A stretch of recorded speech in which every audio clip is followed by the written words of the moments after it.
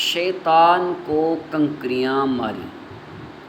جب شیطان باپ بیٹے کو بہکانے میں ناکام ہوا اور جمرے کے پاس آیا تو حضرت ابراہیم علیہ السلام نے اسے 7 کنکریاں ماری۔ کنکریاں مارنے پر شیطان آپ کے راستے سے ہٹ گیا۔ یہاں سے ناکام ہو کر شیطان دوسرے جمرے پر گیا۔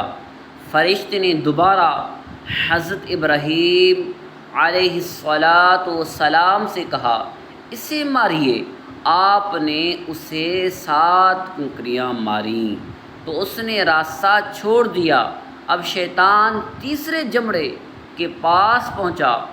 حضرت ابراہیم علیہ السلام نے فرشتے کے کہنے پر ایک بار پھر 7 کنکریاں ماری تو شیطان نے راستہ چھوڑ دیا۔